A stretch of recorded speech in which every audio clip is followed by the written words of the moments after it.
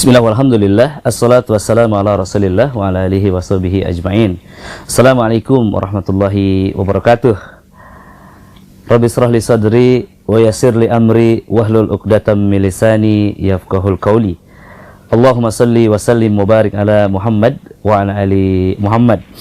Alhamdulillah wa fillah rahimani rahimakumullah, hamba-hamba Allah yang dimuliakan, para peserta training ruqyah online atau kuliah rehab hati online yang membahas tentang ruqyah syar'iyah dengan konsep tazkiyatun nafs bil Quran. Ya, kita ada pada sesi yang kelima ya, atau sesi kedua terakhir ini.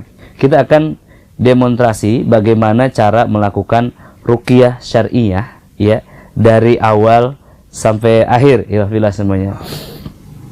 Baik. Sebelum masuk pada sesi demonstrasi ruqyah, ya di sini saya akan menjelaskan beberapa poin khusus ya terkait tata cara meruqyah ini. Ya, yang pertama adalah bahwa ruqyah syar'iyah itu bisa dilakukan oleh siapapun. Ya, ruqyah syar'iyah bisa dilakukan oleh seluruh orang-orang yang beriman kepada Allah Subhanahu wa taala, terkhusus keimanan terhadap Al-Quran Al-Karim sebagai mukjizat Nabi Sallallahu Alaihi Wasallam yang terakhir, dan tidak ada lagi mukjizat setelahnya hingga akhir zaman. Jadi hamba-hamba Allah yang dimuliakan, untuk apa terapi ruqyah ini?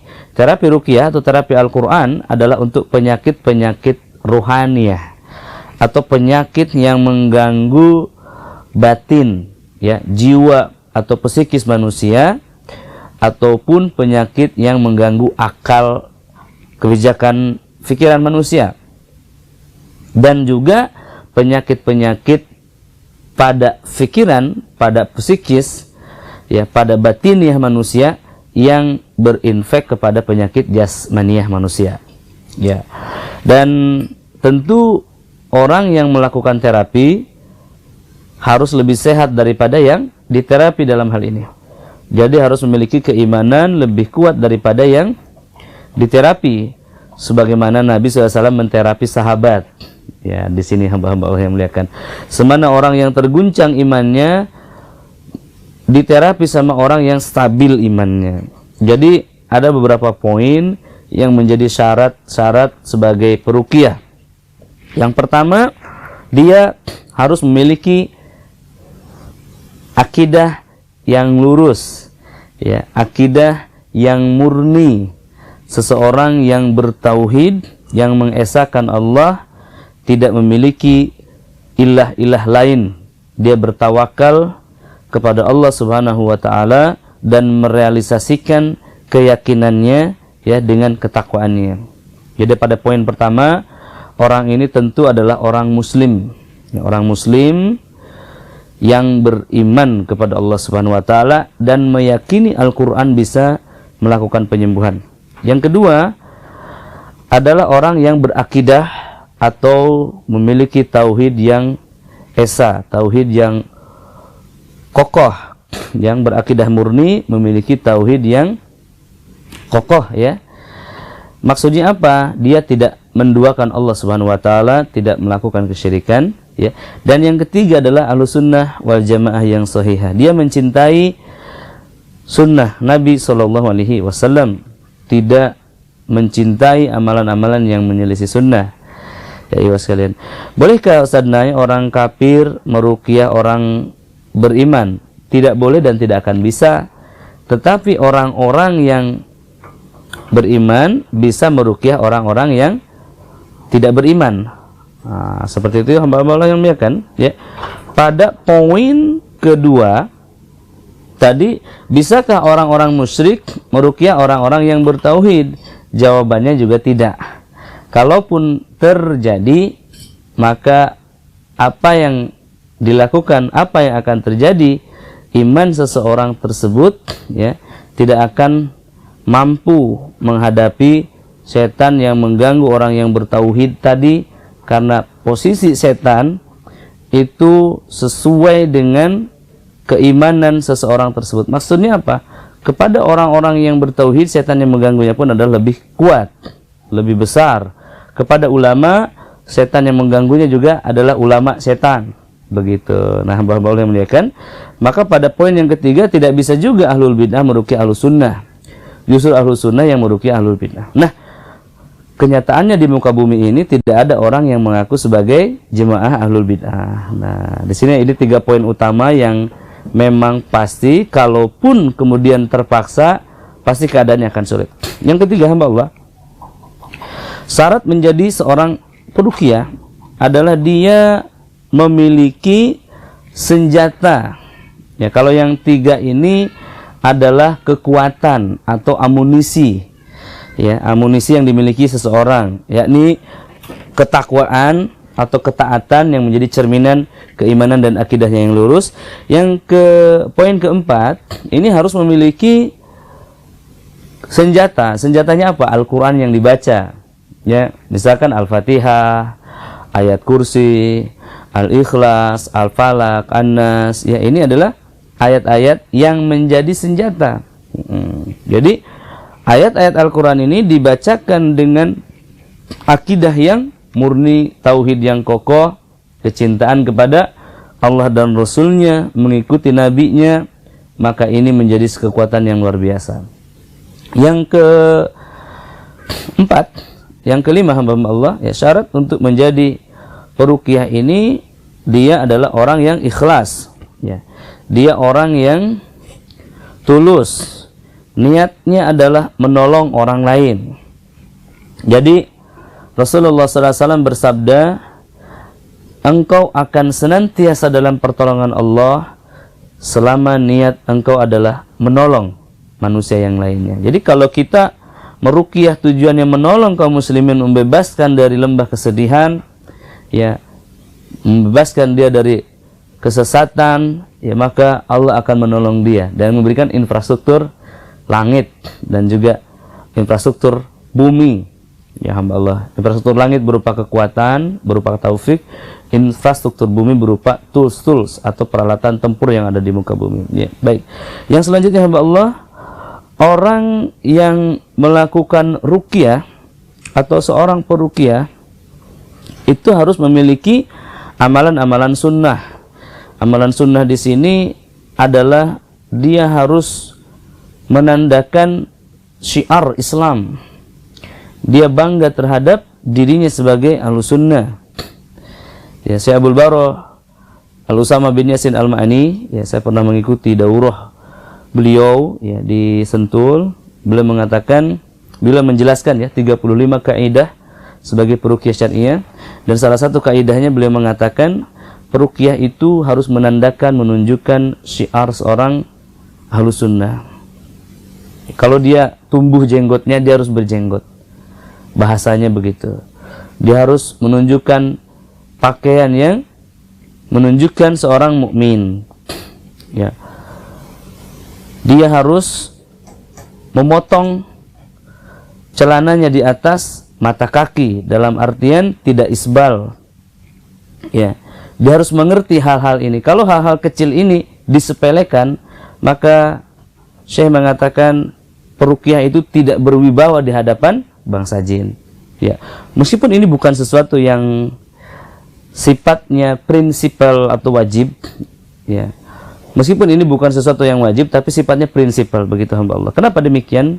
Karena itulah bentuk kekuatan seorang mukmin. Ya, kemudian selanjutnya peruqyah harus memiliki benteng. Ya, dia membaca zikir pagi dan petang, memiliki amalan-amalan sunnah, ya, memiliki amalan-amalan rahasia antara dirinya dengan Allah Subhanahu wa taala, karena ciri orang yang ikhlas itu memiliki amalan-amalan rahasia yang lebih banyak daripada amalan yang nampak. Ya, dan dia tidak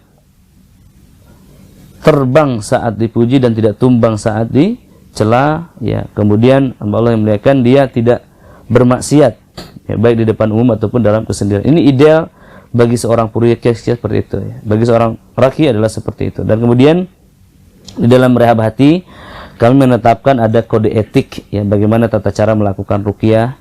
Namun pada intinya hamba-hamba Allah yang muliakan, ya, Setiap manusia yang beriman, yang telah berislam, dia bisa melakukan ruqyah asal dia memiliki keyakinan bahwa Al-Quran itu bisa mengobati, bisa menyembuhkan atas izin Allah, dan dia memiliki hafalan.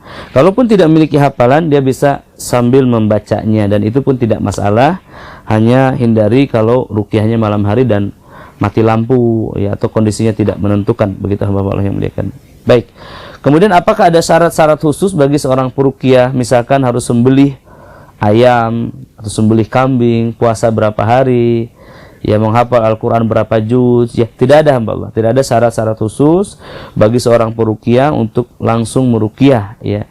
Ketika dia beriman kepada Allah, ya, kemudian dia memiliki keyakinan bahwa Al-Quran bisa menyembuhkan dengan izinnya dan bisa membacakannya, bisa melakukannya, mengetahuinya, maka lakukannya. Apakah dia perlu ijazah dari seorang guru?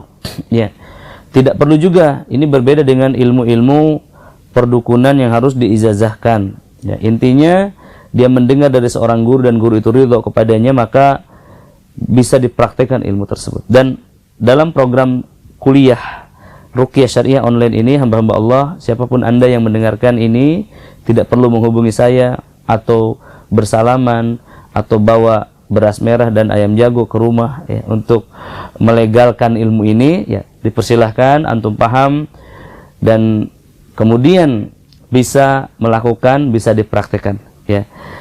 Rasulullah SAW mengatakan, sesiapa yang bisa melakukan satu amal baik, siapa yang bisa melakukan kebaikan bagi orang yang lain, maka lakukanlah, ya. Jadi tidak perlu sertifikasi untuk Ruqyah Syariah ini. Namun kalau Anda ingin bergabung dengan Rehab Hati Foundation, tentu, ya, kita membuka seluas-luasnya pengkaderan, ya, untuk menjadi peruqyah syariah di Indonesia. Saya memiliki visi untuk mencetak 70.000 kader ruqyah yang bertauhid yang akan ditempatkan di setiap desa di seluruh Indonesia.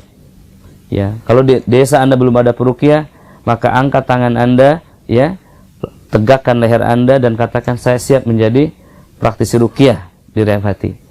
Ya, hamba Allah yang muliakan. Baik, kita akan lanjut pada poin-poin khusus bagaimana tata cara melakukan ruqyah syariah itu.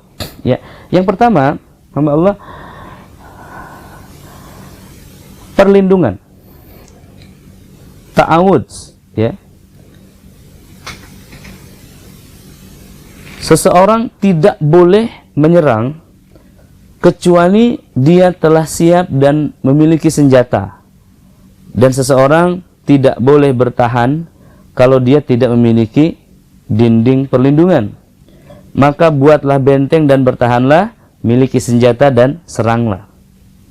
Maka bagi seorang peruqyah, perlindungan yang dimaksud adalah bukan keris, bukan tameng, bukan jaket anti peluru, ya, agar tidak bisa dipukul setan, ya, ataupun ilmu-ilmu bela diri, ground full body fighting, ya, bukan, ya, tetapi adalah perlindungan dari mara bahaya sihir dan serangan setan. Dengan apa? Contohnya dengan membaca a'udzubillahi minasyaitonirrajim. Itu yang pertama. Yang kedua adalah membaca ta'awudz yang lebih khusus, ya. Bunyinya seperti ini, a'udzubikalimatillahi tammati min syarri ma khalaq. Kalau Anda baca ini, maka Anda keluar rumah, maka Anda akan aman sampai Anda kembali lagi. Jadi misalkan saya ingin meruqyah seseorang, ya, di Tangerang, saya ada di Cibubur, maka dari saat saya keluar dari rumah, setelah saya bersiap-siap adalah membaca apa tadi? A'udzubikalimatillahi tammati min syarri ma khalaq. A'udzubikalimatillahi tammati min kulli syarri ma khalaq. Itu, ya, yang betul. Kemudian membaca basmalah, bismillahi tawakkaltu 'alallah la haula wala quwata illa billah. Nah, jadi ada ta'awudz dan basmalah. Basmalahnya seperti itu, tujuannya adalah untuk mengundang malaikat penjaga. Jadi ketika kita membaca bismillahi tawakkaltu 'alallah la haula wala quwata illa billah, maka turunlah satu malaikat yang menjaga kita sampai kita bermaksiat kepada Allah. Kemudian saat kita membaca ta'awudz itu sudah timbul satu perlindungan. Kemudian kita juga bisa mengambil kekuatan yang lainnya, yakni dengan berwudu, hamba Allah. Jadi kita susun aja ya. Yang pertama ta'awudz, a'udzu bikalimatillahi tammati min kulli syarri ma khalaq. Kemudian berwudu. Ya, berwudu ini tujuannya adalah mensucikan jiwa raga kita, dan ini akan ada turun satu malaikat yang melindungi kita juga sampai kita batal wudu ya. Kemudian hamba Allah ada yang ketiga adalah membaca bismillah tawakkaltu 'ala Allah la haula wala quwwata illa billah, maka ini juga mengundang satu malaikat ya untuk melindungi kita. Dan selanjutnya hamba Allah baca bismillahilladzi la yadurru ma'asmihi shay'un fil ardi wala fis sama' wa huwas samiun alim 3 kali ya. Kemudian selanjutnya berperbanyak zikir. Jadi dengan berzikir kepada Allah, maka ini akan membuat malaikat ya datang melindungi kita berlapis-lapis sampai ke langit. Allah yang muliakan ya. Dan kemudian yang terakhir ya, meniatkan untuk menjenguk orang yang akan kita ruqyah. Karena kata Nabi ya, sesiapa yang menjenguk saudara yang sakit, maka di kepalanya ada 70.000 malaikat yang menjaga dan mendoakannya. Masya Allah, luar biasa ya. Saya ulang sekali lagi. Yang pertama ta'awudz, yang kedua wudu ya. Juga bisa disempurnakan dengan sholat ya, sholat 2 rakaat ya. Kemudian yang berikutnya adalah membaca bismillah tawakkaltu 'ala Allah la haula wala quwwata illa billah, baca bismillahilladzi la yadurru ya. Kemudian memperbanyak zikir dan meniatkan untuk menjenguk pasien Anda. Jadi niatnya jangan cari donasi. Wah, ini beda lagi jurusannya ya. Ibu sekalian, niatnya jangan cari beras juga. Wah, ini lebih berat lagi. Kalau ini namanya bargaining ya. Jual beli namanya ya.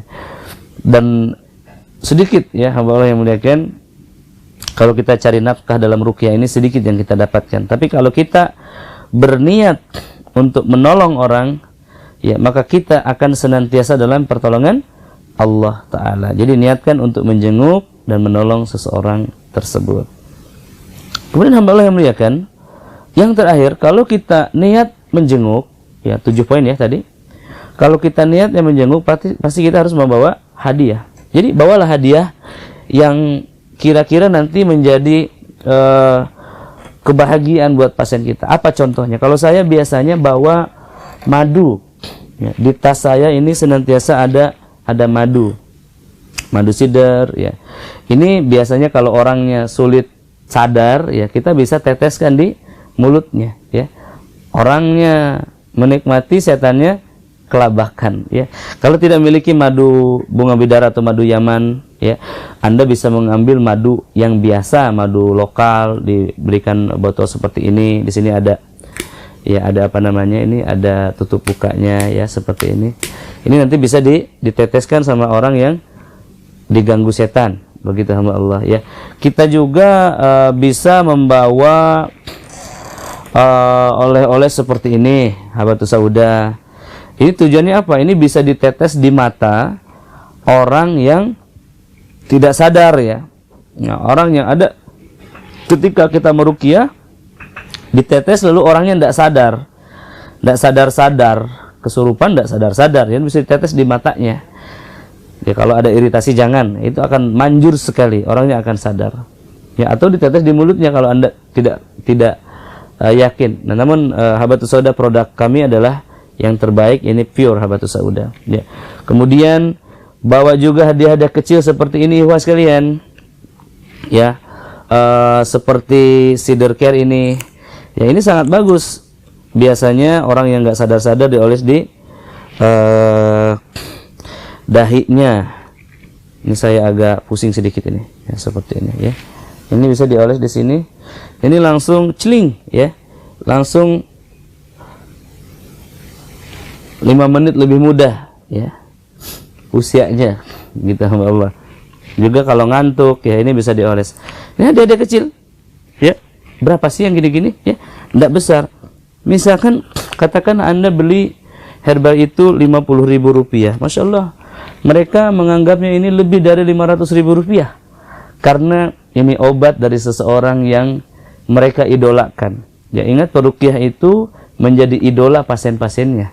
Ya, sebagaimana dokter yang menjadi harapan bagi orang-orang yang sakit. Dan mereka akan melihat ini sesuatu yang luar biasa, meskipun kecil, ya. Kalau Anda punya uang, ya, ini lebih istimewa lagi. Ada namanya madu rehab, dia ramuan ya dari madu, habatus sauda, zaitun, kemudian propolis, ya, sidar, dan ini sangat bagus sekali, universal, antisir yang universal. Kemudian ya sekalian, ada juga misalkan kita membawa dia minyak zaitun kecil, ya kan? Ada juga yang sidar plus untuk yang insomnia. Pokoknya kita membawa hal-hal yang sifatnya itu membuktikan bahwa kita itu tidak mencari duit, ya, tidak mencari uang, tidak mencari nafkah dengan hal ini. Ya. Ada seorang hamba Allah di Jawa Timur, beliau bilang, Ustaz, saya setiap kali mau meruqyah itu saya makan dulu di rumah. Jadi kalau di kampung itu, kalau kita namu itu suka diajak makan gitu ya. Jadi kalau, mohon maaf, orang-orang yang dalam keadaan ekonominya sulit, makan aja sulit, ada harapan gitu ya, ketika bertamu kepada orang yang rumahnya besar, mungkin itu mendapat makan di situ, makan enak di situ, maka dia kenyangkan dulu di rumah. Ada juga sahabat kami, hamba Allah yang lainnya, beliau bilang, saya isi bensin penuh sebelum berangkat ruqyah, nanti supaya tidak ada harapan saat pulang itu minta diisiin bensin. Begitu hamba Allah. Ya, indah sekali ya. Juga ada satu hamba Allah yang lainnya, ya, hamba Allah, ketika sebelum meruqyah itu, ya, beliau mengadakan perjanjian. Pokoknya saya mau meruqyah asal tidak diberi amplop. Ya, jadi ini luar biasa. Jadi dia mau menolong asal jangan barter begitu. Ini luar biasa. Kenapa? Karena hamba-hamba Allah yang dimuliakan, ya, ruqyah syariah ini adalah hal yang tidak ternilai, ya, ketika dibandingkan dengan nilai uang, dan itu adalah letak kekuatan seorang peruqyah, ya. Ketika peruqyah memperhatikan kantong pasiennya, maka dia pasti lalai dari memperhatikan hati pasiennya. Ya, dan yang harus diperhatikan seorang peruqyah itu bukan kantongnya, tetapi hati pasiennya. Ya, begitu hamba Allah, ini sebuah gambaran, ya. Lalu bagaimana Ustaz kalau terjadi di klinik-klinik ruqyah yang memang sudah ditarif sekian dan sekian? Nah, itu beda lagi ya. Kalau itu memang sudah masuk kepada industri jasa. Ya, industri rumah tangga yang berbentuk jasa, disadari ataupun tidak. Jadi mereka menjual jasa, atau mungkin jual konseling, itu adalah hal yang berbeda, ya. Atau mungkin dalam arti lain dia memiliki pendefinisian yang berbeda tentang ikhlas yang digambarkan. Tapi dalam hal ini seorang mukmin pasti mengetahui apa yang saya maksudkan ini. Ya, demikian hamba Allah yang dimuliakan. Jadi ini adalah sesuatu yang luar biasa, ya. Sampai ada kisah hamba Allah di Bogor ini, beliau setiap kali habis meruqyah mendapatkan amplop, beliau tolak. Ya, ruqyah lagi ada amplop, beliau tolak lagi. Ya, ruqyah lagi ada amplop, beliau tolak lagi. Ya, jadi sampai orang yang diruqyah ini bingung, Ustadz ini maunya apa? Dikasih makan tidak mau, dikasih amplop pun tidak mau. Ya. Suatu hari hamba Allah, ya, Ustadz ini kehilangan laptopnya, dan dia mengabarkan kepada kaum muslimin bahwa laptopnya rusak. Hari itu juga, detik itu juga, ya, beliau mendapatkan handphone yang baru. Ya. Bahkan berapa bulan kemudian beliau mendapatkan mobil yang baru untuk dakwahnya. Ini luar biasa sekali. Jadi ibu sekalian, tapi jangan juga kamu plase, ya. Ibu saya tidak mau amplop pokoknya. Saya tidak mau datang kalau ibu siapkan amplop. Transfer saja. Wah, ini beda lagi ya. Kalau ini adalah kamuflase. Nah, ibu sekalian, jadi berhenti sampai di sini tentang etika atau rekomendasi sebelum seseorang itu melakukan proses ruqyah. Jadi intinya jangan fokus pada hal-hal demikian. Yang jelas harta itu mengikuti ya. Masalah infak ruqyah itu adalah mengikuti. Tetapi ketika kita ingin mendapatkannya, maka hal itu pun tidak dilarang ya. Itu halalan thayyiban mubarakan. Dan hamba Allah Rasulullah SAW mengatakan pekerjaan yang paling utama adalah mengajarkan kitabullah ya kepada kaum muslimin. Dan tentu ruqyah ini bagian daripada mengajarkan kitabullah, kita mengajarkan keagungan di balik Al-Qur'an Al-Karim. Baik, kita lanjutkan. Jadi yang pertama adalah memohon perlindungan kepada Allah, kemudian mensucikan jiwa raga kita dengan berwudu ya. Tentu baju dalam keadaan bersih, rapi ya, jangan sampai kita pakai topi, pakai kaos ya. Tidak menunjukkan syiar seorang mukmin, kemudian melakukan salat 2 rakaat sebelumnya, ini adalah salat mutlak yang dimaksudkan ya, hamba Allah yang muliakan. Kemudian selanjutnya ada membaca Al-Falaq dan An-Nas, ini mohon diperhatikan ya, caranya seperti ini.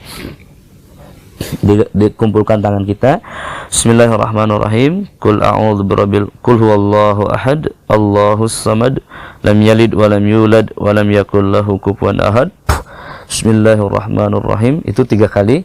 Qul a'udzu birabbil falaq min syarri ma khalaq wa min syarri ghasikin idza waqab wa min syarri naffasati fil 'uqad wa min syarri hasidin idza hasad. 3 kali juga ditiupkan. Bismillahirrahmanirrahim. Qul a'udzu birabbin nas, malikin nas, ilahin nas, min syarril waswasil khannas alladzi yuwaswisu fi sudurin nas minal jinnati wan nas. 3 kali juga ditiupkan juga. Baru ditiupkan, diusapkan di wajahnya ya. Mengusapnya seperti ini. Dengan usapan yang dalam. Ya, leher, dada, seluruh tubuhnya diusap ya. Dan itu dilakukan 3 kali. Ini untuk memproteksi diri kita dari was-was ya, lebih segar lagi. Kemudian selanjutnya adalah membaca bismillah tawakkaltu 'alallah la haula wala quwata illa billah. Selanjutnya hamba Allah, sesampainya kita di rumah orang yang mau kita ruqyah ya, kita pastikan ruangan bersih. Kalau ruangannya tidak bersih, cari ruangan yang paling nyaman di rumah tersebut. Tidak ada suara musik ya, tidak ada suara nyanyian, suara anjing ya, suara-suara bising. Kemudian selanjutnya bacakan ayat kursi untuk memproteksi ruangan ya. Kemudian bagaimana membacanya? Dengan suara yang keras ya, seperti ini. A'udzubillahi minasyaitonir rajim. Allahu la ilaha illa huwal hayyul qayyum la ta'khudhuhu sinatun wa la nawm lahu ma fis samawati wa ma fil ard man dhal ladzi yashfa'u indahu illa bi idnihi ya'lamu ma bayna aydihim wa ma khalfahum wa la yuhituna bi shay'in min علمه إلا بما شاء وسع كرسيه السماوات والأرض ولا يؤوده حفظهما وهو العلي العظيم. Dibacakan seperti itu. Baik, ada yang mengatakan baca di setiap sudutnya. Ini maksudnya kalau rumahnya luas ya, sampai tidak terdengar. Begitu hamba Allah. Kalau 3 lantai, bacakan di 3 lantai tersebut, atau cukup mewakili di satu tempat juga tidak masalah. Nah, Mas kalian, kemudian setelah membaca ayat kursi, kemudian ajak pasien kita atau orang yang mau diruqyah ini membaca Al-Falaq dan An-Nas ya. Kemudian selanjutnya persiapan pada pasien kita ya. Pertama diagnosa, pertama ajak dia berwudu dan ajak sholat. Nah, caranya kita sholat bareng. Dia sholat, kita pun sholat, sampaikan Pak, kita sholat untuk mendapatkan pertolongan dan kekuatan dari Allah. Maka dia akan mau, ya. Kemudian selanjutnya persiapan jiwanya, ya, dinasehati, dikembalikan tawakalnya kepada Allah. Kemudian alat-alat yang dipersiapkan, misalkan mungkin plastik untuk muntahnya atau ember ya kalau banyak.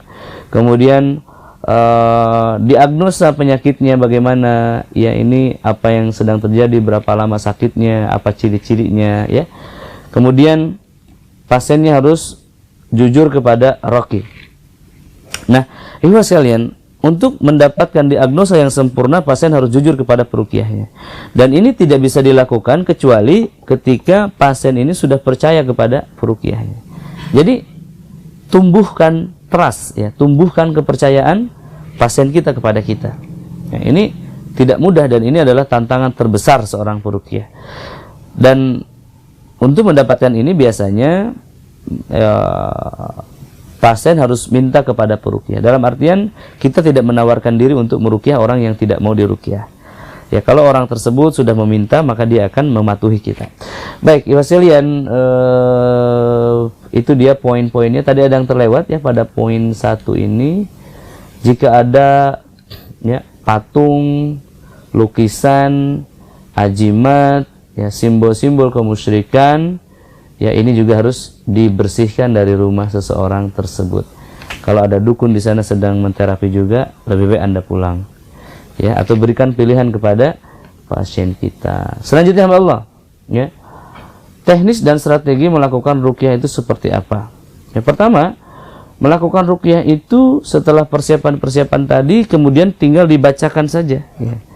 Ya, pasiennya duduk atau terbaring, lalu kemudian kita bacakan ayat-ayat Al-Quran kepadanya selama 30-45 menit. Kemudian selanjutnya, ya, ketika ada reaksi pada pasiennya, maka baru kita melakukan penanganan. Ya, setelah sesi ini berakhir, tutup dengan membaca Ikhlas Al-Falaq An-Nas, bacakan kepada tangan kita, usapkan ke seluruh tubuhnya. Hanya itu ikhwas sekalian, mudah kan? Dan di sini ada saya sampaikan beberapa ayat ruqyah yang dibacakan kepada pasien kita. Baik. Nah, hamba Allah. Ayat-ayat ruqyah itu apa saja ikhwas sekalian? Ya, di sini perlu ditegaskan ya kepada kaum muslimin bagi yang belum memahami hal ini.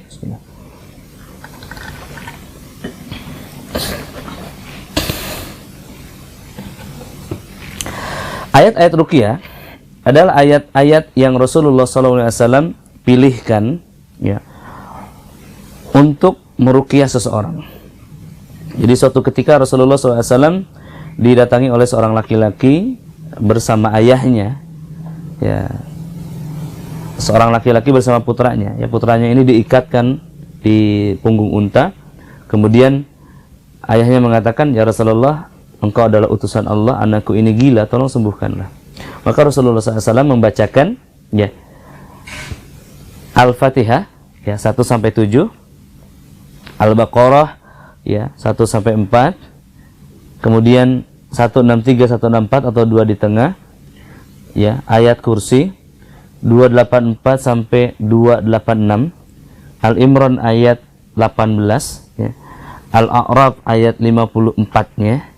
Kemudian beliau membacakan As-Saffat 1-10, kemudian juga membacakan Al-Jin ayat 3, Al-Mu'minun ayat 115, ya. Kemudian Al-Hasyr ayat 22-24, Al-Ikhlas Al-Falaq An-Nas. Nah, kok ada yang beberapa yang dilewat ya? Tadi misalkan Al-Baqarah ayat 5 ayat 102, Al-A'raf ayat 117, 122. Ini ikhwas sekalian, ini adalah tambahan dari para ulama. Dan kita pun boleh menambahkan ayat-ayat misalkan tentang tauhid ya, seluruh ayat yang mengesahkan Allah Ta'ala, ayat-ayat tentang jin ya, ya ma'saral jinni wal insi in istata'tum an tanfudu min aqtaris samawati wal ardi fanfudu ya, atau ayat-ayat tentang sihir ya, sebagaimana surah Al-A'raf ayat 117 sampai 122. Ya, ini hamba-hamba yang muliakan.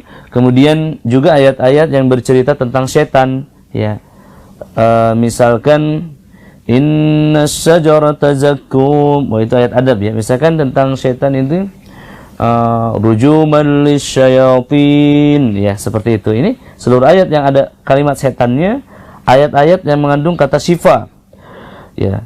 Misalkan wa nunazzilu minal qur'ani ma huwa shifaa'un wa rahmatun lil mu'minin, ya, tentang rahmat, tentang nikmat, ya, tentang surga. Ya, misalkan surah Ar-Rahman itu tentang nikmat, ya, ya sekalian, tentang ancaman, tentang azab. Nah, ini adalah seluruhnya adalah ayat-ayat ruqyah. Baik, dengan demikian hamba-hamba Allah yang dimuliakan, maka selesailah proses atau materi tentang bagaimana cara melakukan ruqyah syariah. Nah, adapun nanti pada pelaksanaannya, ya, ketika dibacakan itu, hamba-hamba Allah setelah dibacakan 30 menit misalkan, ya, kemudian tidak ada perubahan, maka selanjutnya kita bisa sentuh sambil doakan, ya. Ini apa yang pernah Nabi SAW melakukan. Juga kita bisa menekan di titik-titik tertentu, ya. Ini karena setan memang berada di dalam tubuh manusia dan dia mengalir bersama darah. Juga kita bisa menekan beberapa titik-titik tertentu, beberapa titik aliran darah, ya. Di darah, aliran darah pena, aliran darah besar, ya, di leher dan lain-lainnya. Kemudian juga kita bisa menyentuh di titik-titik tertentu. Misalkan di mana ini untuk orang yang ketika diruqyah itu sendawa di area pinggang sebelah kanan misalkan, ya. Untuk orang yang punya ilmu tenaga dalam, misalkan disentuhnya dia di ulu hati daerah sini, ya. Kemudian untuk yang kebatinan di bawah perut di antara pertemuan 3 pena ini. Jin mahabbah itu di arah paha bagian atasnya sebelah dalam bawah, ya. Ini tentunya laki-laki dengan laki-laki, ya. Dan kemudian untuk jin yang biasa merusak rahim atau menggugurkan kandungan, biasanya di kaki sebelah bawah sini. Nah, ikhwas sekalian, ya, ini ada titik-titiknya, ya. Ini ikhwas sekalian, juga ada kekhususan ini, ada beberapa titik, ya, titik-titik perasaan. Nah, coba kaum muslimin, terutama muslimah, ya, yang menyimak, Anda bisa praktekkan saat ini, ya, yang ada masalah gangguan pada perasaannya. Misalkan suka sedih terus, ya. Ada enggak yang suka sedih, merasa tertekan, galau, melankolis? Itu bisa ditekan di area titik ini, ya. Perhatikan saya, titik ini, ya. Coba Anda tekan saat ini seperti ini, ya. Ya. Ya, bisa enggak? Area sini atau area sini aja dulu, ya, area sini, ya, area sini, oke, jelas enggak? Ya, area sini, oke, saya buka, ya, ya, ya, tekan dari sini, ya, ya, tekan 1, 2, 3, ya, tekan, ya, 1, 2, 3, 4, 5, 6, 7. Ya, oke, 7 detik, ya. Juga tekan di sini sekali lagi, ya. 1, 2, 3, 4, 5, 6, 7, ya. 2 titik ini, oke. Coba saya ingin lihat apa yang Anda rasakan, ya, Mas kalian, ya. Ada nggak yang merasa panas saat ditekan di sini? Ya, merasa panas atau merasa pusing, ya, atau ada reaksi-reaksi lain, ya, mungkin mual atau pusing, ya, pusing atau mual atau mungkin ngantuknya hilang. Nah, ini titik-titik ini, ya kalian, ini adalah titik-titik di mana biasanya setan yang mengganggu perasaan bersembunyi. Juga ada titik-titik lain. Ya, di sini perhatikan ini buah dada di bawah sini. Persis, ya, di bawahnya sini. Kemudian ada ke sebelah kiri bawah. Ini adalah tulang rusuk terakhir. Sentuh di situ, ya, tekan. Oke, ya, silahkan muslimah. 1, 2, 3, 4, 5, 6, 7, ya. Gimana rasanya? Ada yang merasakan sesuatu enggak? Oke. Ada yang merespon enggak? Ya, coba saya ingin lihat. bagaimana responnya kaum muslimin ya. Kita cek dulu di sini. Biasanya ini ada respon langsung biasanya ya sekalian.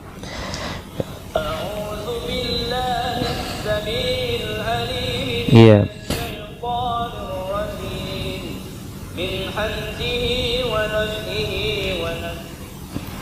Ya, kita cek dulu ya di live kita pagi ini, siang ini, apa ada yang merespon?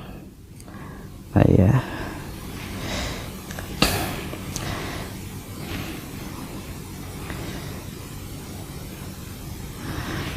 Oke, sebentar.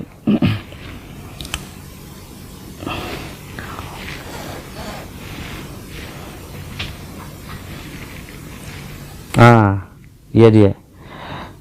Ada di sini siapa? Hernawati Jamal. Seperti ada udara mengalir dan sejuk. Sakit kepala rasanya. Uhti Juraida ya. Kemudian Umi Roraf, sakit kepala. Ibu Rosmani hilang ngantuk. Pak Budi merinding bagian punggung. Habibah Al-Asariyah ngilu. Abu Pati, alhamdulillah. Oh ya, ini Ikhwan, jangan dulu ya. Ini ahwal. Sendawa saat pegang di bawah dada. Nah, ada yang sendawa nih. Pusing, mual. Nah, Ikhwan sekalian ya.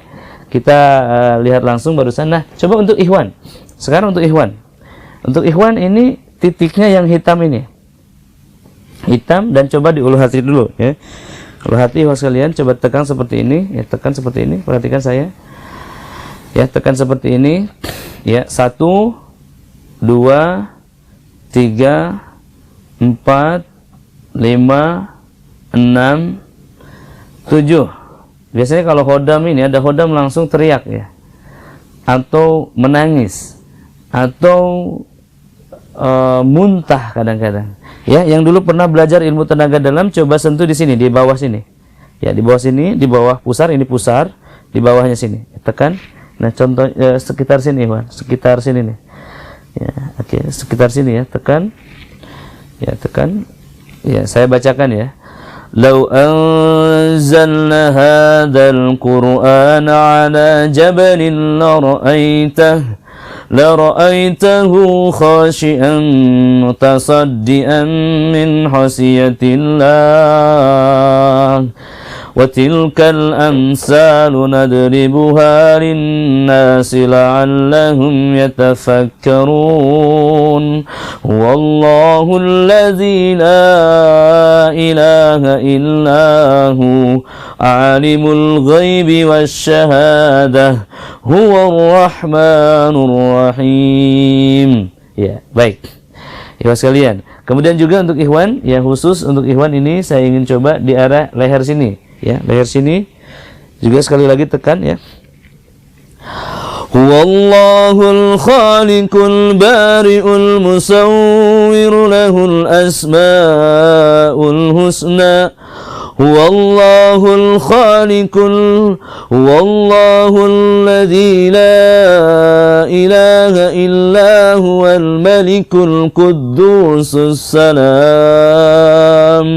Assalamul mu'minul muhaiminul azizul jabbarul mutakabbir.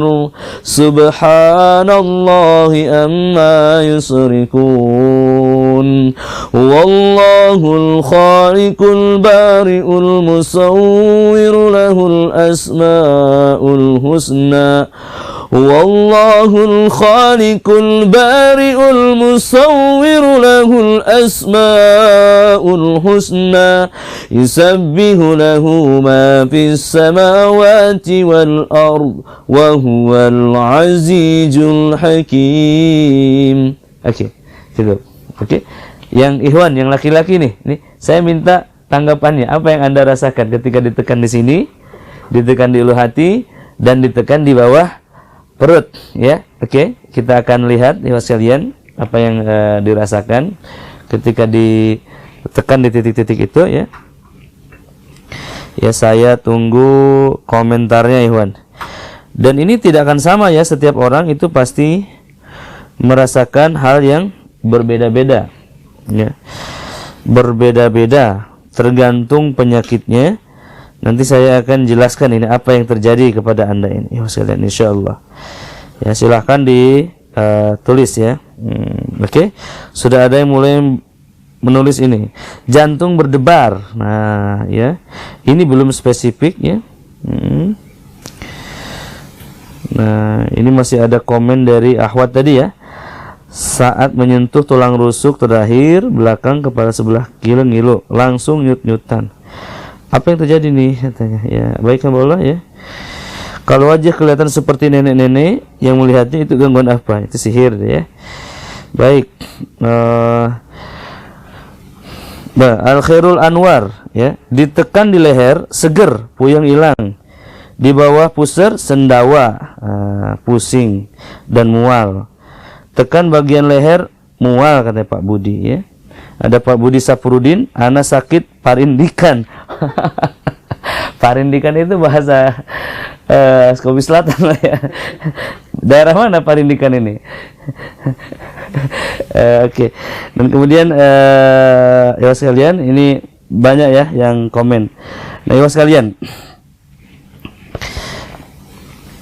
ya itu tadi ya beberapa contoh ya, titik-titik tertentu yang ketika ditekan maka kemudian akan terasa. Dan kemudian teman-teman sekalian, ada juga tepukan di punggung ya. Kemudian juga ada teknik usapan dan mengusap ini seluruh tubuh ya. Jadi dari sini misalkan seperti ini biasanya buang angin. Ketika diusap ke atas ini biasanya dia pusing, lalu diusap ke bawah hilang atau muntah. Ini adalah untuk penyakit-penyakit di seluruh tulang belakang ikhwas sekalian. Ya, selanjutnya ada juga ikhwas sekalian ya, penyakit-penyakit di otot, di syaraf. Ya, ini dengan Al-Qur'an ini bisa dijangkau, hanya dibacakan dan diusap atau disentuhkan. Dan juga ada metode untuk menghembuskan tiupan. Nah, tiupan ini kepada penyakit apa? Nah, ikhwas sekalian, ini untuk melepaskan ya ikatan tanpa kita sentuh, atau perbentengan diri saat diserang oleh setan kita tiup ya, atau juga untuk melakukan eksekusi terakhir juga meniup dan mengusapnya. Oke. Selanjutnya sepertinya kita perlu talent ini ya, boleh Ahi Isra ya untuk ikut meramaikan demonstrasi ruqyah ini. Saya ajak ya ikhwas sekalian, salah satu kru RHTV yang sedari kemarin telah menemani kita ya. Mungkin duduk di sini aja Ustaz. Di kursi panas. Oke. Ya. Beliau selama ini hanya ngesut aja ya, di belakang layar aja. Sekarang kita tampilkan ya. Baik. Jadi tadi ada beberapa poin bagaimana cara melakukan ruqyah itu ya. Ya, kita anggap beliau adalah pasien kita ya. Jadi adalah orang yang akan diruqyah. Sudah nyala saat ini ya? Sudah ya? Iya, oke. Jadi saat Isra apa kabar? Baik ya. Alhamdulillah. Ada keluhan tidak? Berdebar-debar. Berdebar-debar ya. Beliau ini pengantin baru ya. Kita doakan semoga Allah segera anugerahkan kepada beliau anak yang saleh. Ya, kita saat Isra akan lakukan apa namanya simulasi atau demonstrasi bagaimana cara melakukan ruqyah ya. Jadi ikhwas sekalian, langsung saja saat kita sampai di rumah orang yang sudah yang akan kita ruqyah, kemudian kita ngobrol-ngobrol. Misalkan seperti barusan kita bertanya apa penyakitnya gitu. Jadi jangan tiba-tiba sampai rumah langsung diruqyah. Nanti dia kaget ya, seperti itu. Maka kemudian kita jelaskan juga bahwa terapi Al-Qur'an seperti apa ya. Kemudian yang tidak lebih penting lagi, kita bertanya apakah beliau memiliki ajimat mungkin ya kan, yang masih disimpan atau hal-hal yang dianggap melindungi. Maka kita bersihkan pasien kita tersebut dari hal-hal yang demikian. Jadi kita mengembalikan akidahnya kepada Allah Subhanahu wa taala. Maka selanjutnya hamba Allah, setelah semuanya siap, pasien kita diajak untuk berwudu, untuk sholat, juga membacakan 3 qul, mengusap seluruh tubuhnya, baru kita mulai bacakan ayat ruqyah. Nah, begini cara membacakannya, hamba Allah. Jadi kita bacakan dalam jarak yang tidak terlalu jauh, mungkin sekitar 1 meter, ya, 1 meter, dan kita bacakan. Nah, pasien kita diminta untuk duduk nyaman. Kalau ini namanya duduk tegang ini, ya. Jadi dia di seperti ini, ya kan. Nah, seperti ini dia relax, kemudian ini juga seperti ini bersandar, ya, relax posisinya. Kemudian kita sentuh, ya, di dadanya. Ya. Ini adalah universal. Jadi maksudnya betul berdebar ini. Ya. Jadi disentuh di dada seperti ini. Nah, ikhwas sekalian, ini universal. Maksudnya untuk seluruh penyakit di seluruh tubuhnya. Kalau misalkan penyakitnya di akalnya, maka kita sentuh di kepalanya seperti ini, ya. Ini sentuhannya ini, telapak kita ke dahinya seperti ini, dan tangan kita ini kiri kanan, yang jari tengah dan ini di pelipisnya. Ya, seperti ini, agak dalam sedikit tapi tidak terlalu kencang. Ketika disentuh begini, dalam beberapa detik aja dia akan terasa pusing kalau ada gangguan, ya, seperti itu. Kemudian kalau tidak ada gangguan namun di area kepalanya, maka disentuh seperti ini, ya, seperti ini. Kemudian di dada juga seperti ini, dan posisi mulut adalah dekat di telinganya seperti ini, ya. Namun baiknya adalah sebelah kanannya, tapi sebelah kirinya pun tidak masalah, seperti itu, hamba Allah yang muliakan, ya.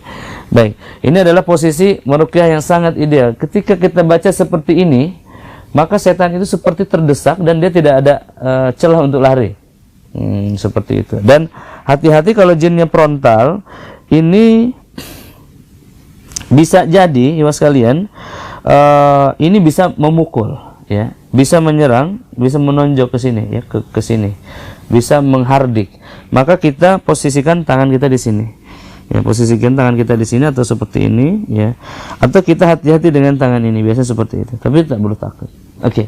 Nah, itu adalah posisi yang ideal. Tetapi kalau memang belum ada respon apa-apa saat dibacakan Al-Quran, beliau seperti tadi, ya, nyandar, relax saja, ya, tenang. Saya bacakan. A'udzu billahi minasyaitonir rajim. Bismillahirrahmanirrahim. Alhamdulillahi rabbil alamin. Arrahmanir rahim. Maliki yaumiddin.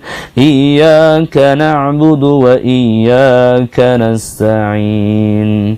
Ihdinas siratal mustaqim, siratal ladzina an'amta 'alaihim, ghairil maghdubi 'alaihim waladdallin.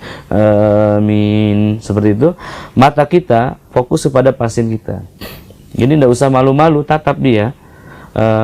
Dalam artian menatap ini memperhatikan kondisinya, ya. Apakah mungkin dia mulai oleng, mulai goyang, mulai teler, mulai muntah, ya, atau seperti apa, ya, maka kita perhatikan. Ketika misalkan dia sudah mulai agak gelisah, maka kita posisinya berdiri, ya, memastikan agar dia tidak menyerang, seperti ini misalkan. A'udzu billahi minasyaitonir rajim. Bismillahirrahmanirrahim. Alif Lam Mim. Dzalikal kitabu la raiba fihi. Hudan lil muttaqin. Alladzina yu'minuna bil ghaibi wa yuqimuna ويقيمون الصلاة ومما رزقناهم ينفقون والذين يؤمنون بما أنزل إليك وما أنزل من قبلك وبالآخرة هم يوقنون. Jadi dibacakan seperti itu. Jadi kita posisi boleh duduk, boleh juga berdiri, ya. Dan ibu sekalian, ini posisi ini dibacakan selama 30 menit ke depan. Jadi peruqyah itu harus sabar juga, tidak boleh tergesa-gesa. Dia harus membacakan secara utuh ayat-ayat Al-Quran ini, Gimana Ustaz, baru aja datang dia sudah kerasukan dan muntah-muntah? Maka jangan mengatakan tidak perlu dibacain, tetap bacakan, karena itu bisa jadi tipu daya setan. Bisa jadi ada setan-setan yang kecil yang keluar, yang besarnya di dalam, begitu ibu sekalian ya. Kemudian ketika selesai seluruh ayat-ayat ruqyah ini dibacakan, maka kemudian kita tanya, ya, gimana Ahi, apa yang dirasakan saat dibacakan ayat tadi? Tenang. Nah, rata-rata pasien UWB kita akan bilang begitu, ya. Tenang saja Ustadz, ya. Berdebar-debar hilang, ya. Relax, ya. Tapi kita jangan langsung percaya. Kalau dia mantan misalkan ilmu tenaga dalam, ya, langsung kita sentuh di area agak depannya, cukup di area tadi di sini, ya. Sambil baca apa di layar ada doanya di sini, ya. Bismillah, Bismillah, Bismillah, di sini ya. Nah ini Bismillah, Bismillah, Bismillah, A'udzubillahi, sini ya. Isyan 3 kali ini. Bismillah, Bismillah, Bismillah, A'udzubillahi wa qudratihi min syarri ma ajidu wa uhadir. Ini A'udzubillahi wa qudratihi 7, ini 3. Jadi seperti ini. Bismillah, Bismillah, Bismillah, ya. A'udzubillahi wa qudratihi min syarri ma ajidu wa uhadir. Bismillah, Bismillah, Bismillah, A'udzubillahi wa qudratihi min syarri ma ajidu wa uhadir. A'udzubillahi wa qudratihi min syarri ma ajidu wa uhadir. Seperti itu. Atau ruqyah Jibril. Kalau ruqyah Jibril memang memegang kepala, ya seperti ini, ya. Bismillahi arkik min kulli syai'i yu'dik min syarri kulli nafsin aw ainin hasid. Allahu yasfik. Bismillahi arkik. Atau posisinya memang di depannya, ya. Kalau ini laki-laki tidak masalah, seperti ini, ya. Bismillahi arkik min kulli syai'i yu'dik min syarri kulli nafsin aw ainin hasid. Allahu yasfik. Allahu yasfik. Bismillahi arkik. Seperti itu Mas kalian, ya. Atau tadi juga memegang sini, memegang kepala, ya, seperti itu. Atau juga mencari titik-titik, ya, yang dianggap mencurigakan. Wah, dia misalkan sakit di pinggangnya. Maka apa yang terjadi? Boleh berdiri, menghadap sini. Berarti kita sentuh di area pinggang sini, ya. Kita sentuh seperti ini. Saraf kejepit, sakit pinggang, kita sentuh di sini, ya. Kita baca di sini ayat tadi, Bismillah, Bismillah, Bismillah, A'udzubillahi wa qudratihi min syarri ma ajidu wa uhadir. Kalau dia melengking, mual, langsung tepuk-tepuk. Nah, seperti ini. Dan dia diarahkan ke atas terus, ya. Seperti ini, ya sekalian. Nah, jadi saat kita menepuk di sini, kepala di tandean di sini, di apa namanya? Di tongkrongnya di sini. Karena biasanya jinnya naik ke atas, pusing ke kepala. Kalau tangan kita di sini, biasanya dia turun di sini, maka kita bawa ke sini seperti ini, atau kita bawa ke wajahnya seperti ini, ya, dan dia akan lepas. Ketika ditepuk di sini, dia akan loncat. Ya, seperti itu. Ini adalah beberapa titik. Kemudian, misalkan saat disentuh seperti tadi, cukup berdiri aja, dia tidak ada reaksi, kita juga bisa menekannya beberapa titik. Boleh agak depan. Ini titik-titiknya di mana? Dilihat ya, tadi titik-titiknya sekalian, ya, titik-titik darahnya. Nah, ini saya terangkan. Yang titik-titik perasaan, ya, tadi yang ahwat yang disentuh itu adalah ini. Ini satu. Ini juga satu. Ini juga satu. Ya. Ini aja, ini dan ini, kemudian areal ini, areal di sini, dan juga daerah dada. Ya, ini adalah tulangnya, teman-teman sekalian. Ini di bawahnya persis, ini tulang dada, tulang apa ya? Tulang itulah pokoknya di sini, ya. Dan di sini nih, tekan di sini. Ini kiri dan ini di kanan juga sama. Kemudian ini dada di bawah sini, ya, persis di bawah sini. Satu juga di ujung sini, di ujung tulang rusuk paling bawah.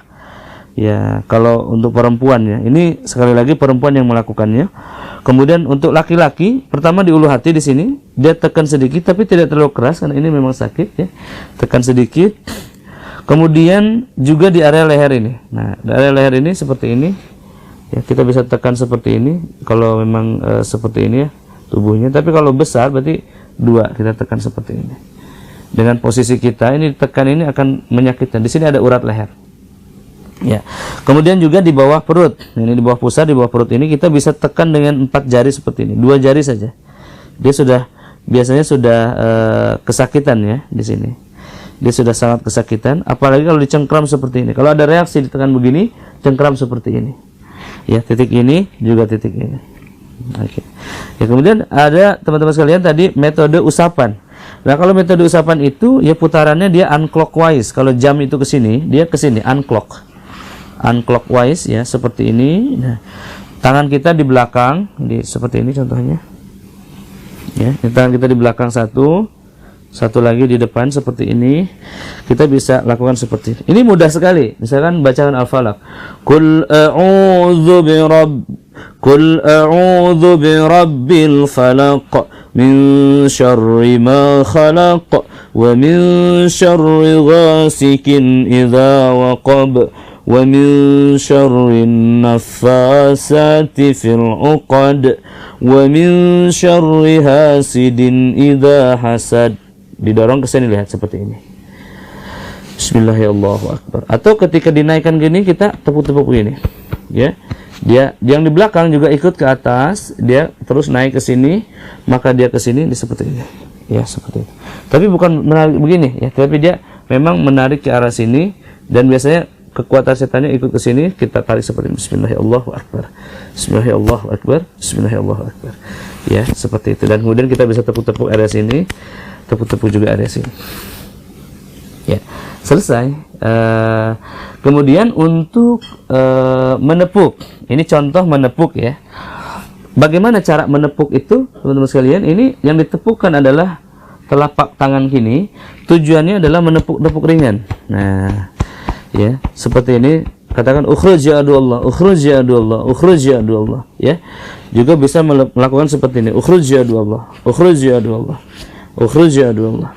Atau dia merasakan pegal sini, kita bisa kejar ke sini. Kita pun bisa komunikasi dengan pasien apa yang dirasakan ketika sakit itu, caranya seperti ini. Atau juga bisa lakukan keras seperti ini. Ya, dia akan mengikuti apa gerakan tangan kita ke bawah seperti ini. Kemudian untuk teknik tepukan ya dilakukan kapan? Juga dilakukan saat dia ini dalam kesusahan. Misalkan dia mau muntah tapi tertahan. Maka di sini tepuk agak kencang seperti ini. Bismillah. Seperti itu ya. Biasanya pasiennya enak ini seperti ini. Ya gitu ya. Kalau dia lagi mual-mual mau muntah, tepuk gini tuh seperti ada yang loncat gitu. Apalagi ditepuk daerah sini, tapi yang terlalu keras. Baik, seperti itu Allah. Kemudian satu lagi ya, metode tiupan. Nah, ini agak romantis. Metode tiupan ini bagaimana? Ya, sekalian, kalau di tangan kita ada nyamuk, maka kita memukulnya, begitu kan? Kalau di tangan kita ada debu, maka kita bukan memukulnya, tapi meniupnya. Jadi sesuatu yang kecil. Jadi meniup jin itu menghinakan jin. Dan sebenarnya bukan meniup, tapi meludahi. Ya? Seperti itu. Nah, ya sekalian. Tapi kalau untuk orang ini tidak boleh diludahi saat dia sadar. Tapi saat dia dikuasai setan betul, maka diludah itu adalah cara mengusir yang paling efektif. Tapi kalau orangnya sadar, misalkan mungkin gimana rasanya? Oh, saya masih pegel di sini Ustaz. Ya, nah, maka caranya seperti ini ya. Bismillah, bismillah, bismillah. A'udzubillahi wa qudratihi min syarri ma ajidu wa hadir. Seperti itu ya. Ataupun misalkan kita membaca ayat lain, ujungnya ditiupkan. Ya, barakallahu fikum. Ustaz, duduk dulu. Kita akan lihat komentator dari kaum muslimin. Gimana Bang Robi? Ada pertanyaan nggak? Silahkan kaum muslimin yang ingin bertanya ya seputar terapi ruqyah ini, mumpung ada talent ini ya yang bisa kita jadikan bahan praktek ya.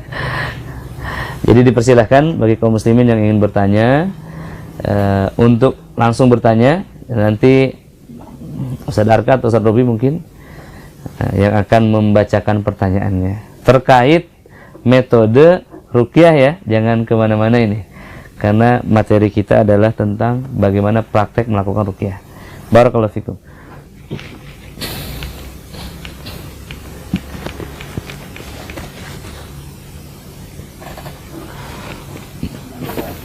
dari Hairul Anwar. Pak Hairul Anwar ya. Beliau ketika ditekan di leher, segar puyeng, puyengnya hilang di bawah pusar, sendawa dan mual. Ketika ditekan di area leher.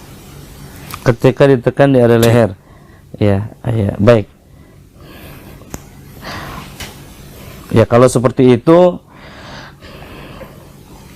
ya ikhwas sekalian, kalau ditekan di area leher kemudian puyeng atau seperti ada gangguan, maka ini menunjukkan ada gangguan yang menimpa ya, maksudnya ada penyakit non medis yang ada dalam tubuh. Caranya diruqyah saja.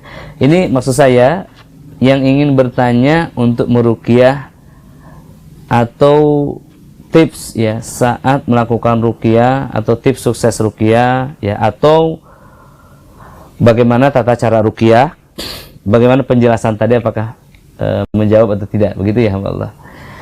Jadi bukan reaksi yang Anda alami, tetapi mungkin ini tujuannya bagi para praktisi ruqyah atau yang ingin belajar ruqyah, apakah ada pertanyaan gitu ya terkait metode ini.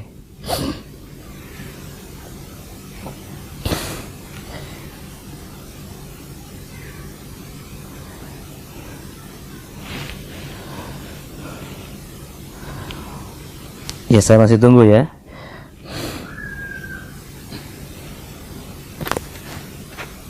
Ini ada dari Hena Yuliana, Ustaz. Beliau sendawa saat dipegang di tulang rusuk bawah. Iya. Ini sama ini. Ini masih personal. Ini ceritanya kalau kita meruqyah orang, gitu ya. Kalau kita meruqyah orang, lalu terjadi reaksi, apa yang Anda ingin tanyakan, begitu. Kita demonstrasi ruqyah. Nah, sambil kita tunggu ya.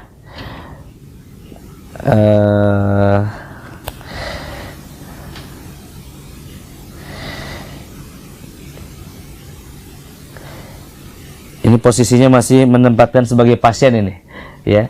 Belum ada menempatkan sebagai peruqyah ini di sini. Bolehkah meruqyah suami yang belum hijrah, ya? Nah, ini ada pertanyaan masuk. Boleh ya. Nah, ini dia Pak Budi Saprudin. Apa tips awal meruqyah orang terindikasi sihir gila? Nah, ini baru pertanyaan, baru connect ini hamba Allah ya. Barakallahu fiik ya. Jadi mungkin di sini Ustaz Isra yang bacakan mungkin ya kalau ada. Nah, karena Ustaz Isra yang masuk suaranya ini. Gimana caranya supaya ada terus? Banyak tuh muslim.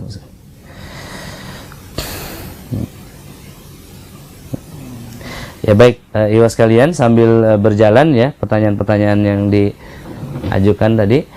Ada pertanyaan dari seseorang barusan, beliau mengatakan bagaimana cara meruqyah sihir gila.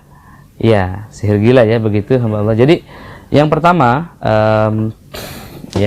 yang pertama ketika meruqyah orang yang terindikasi sihir gila, pertama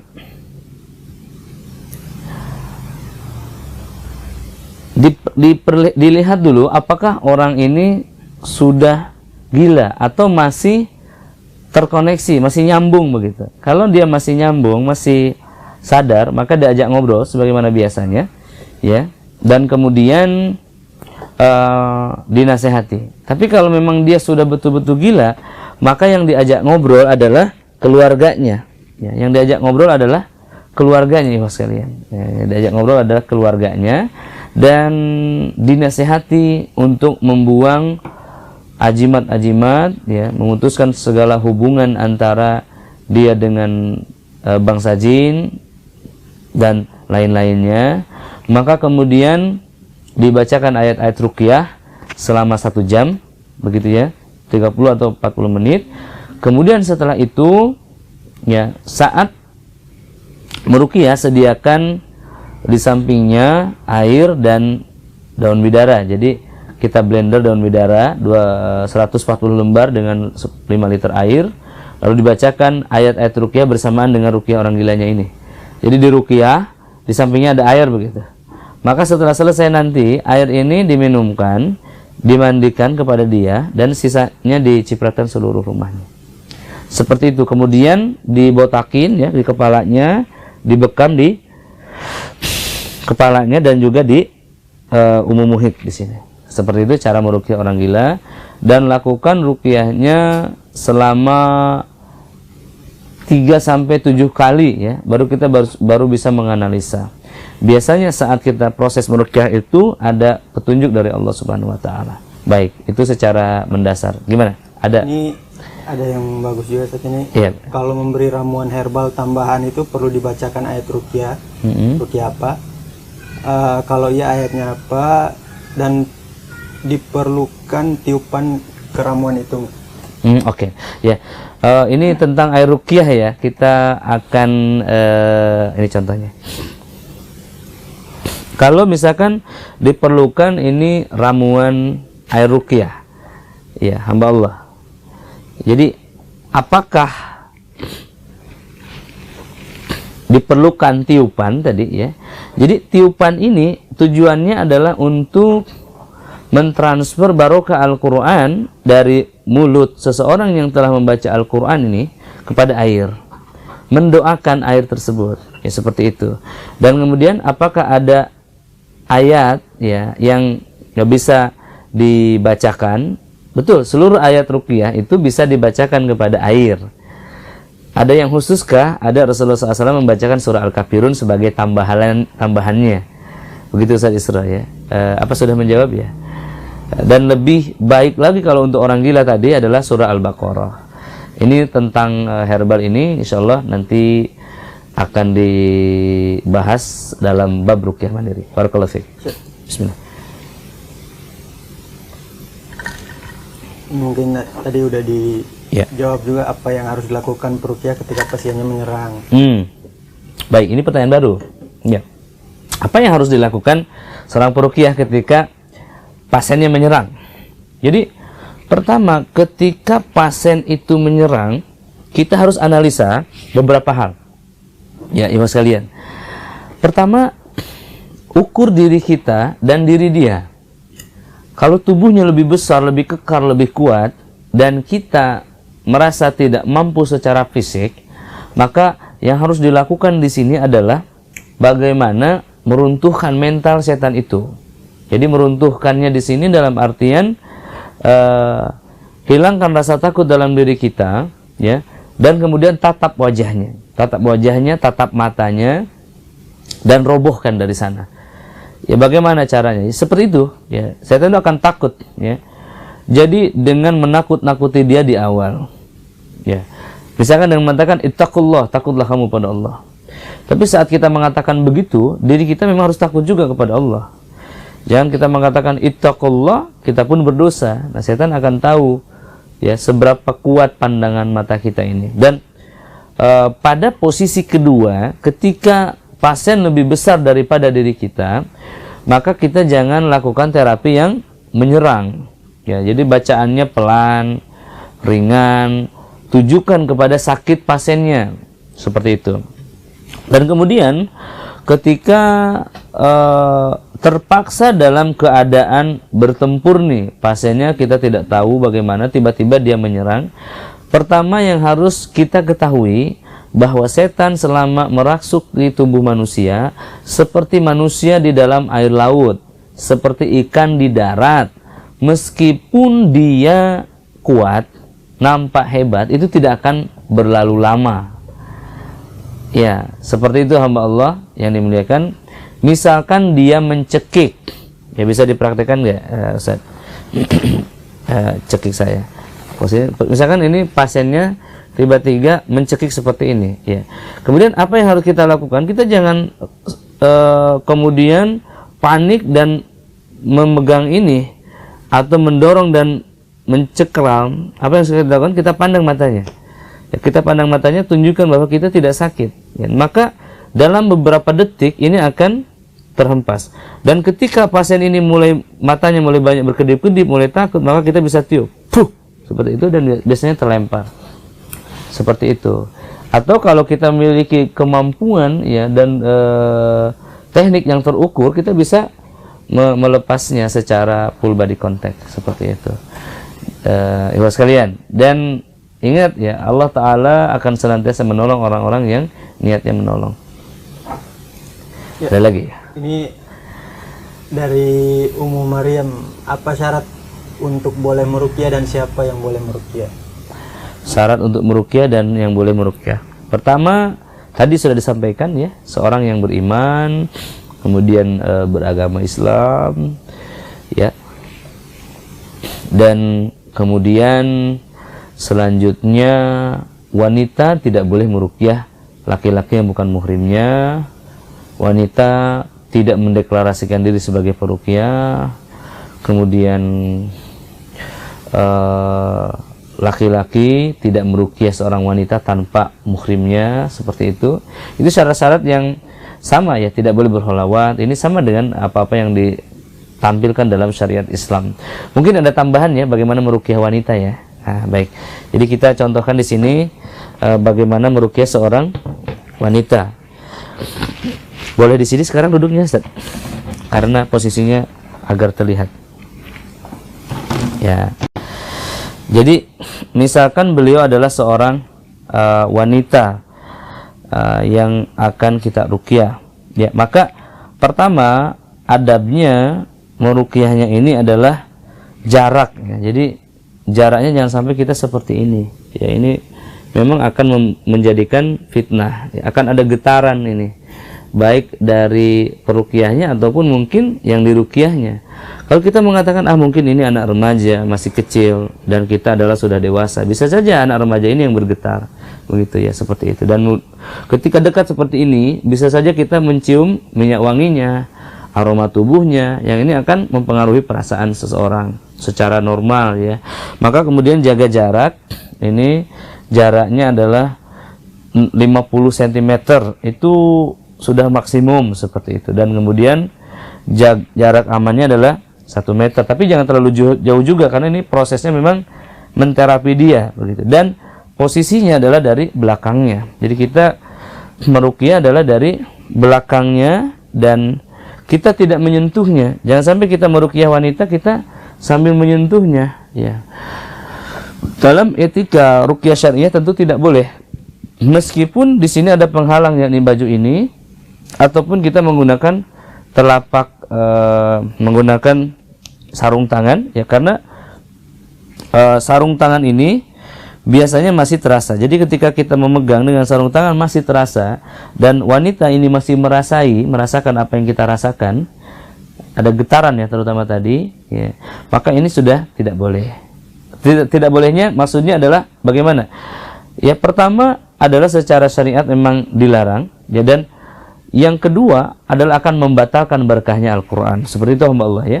Dan kemudian selanjutnya ada sentuhan-sentuhan itu bukan sebelum ruqyah, tetapi pada kondisi-kondisi tertentu.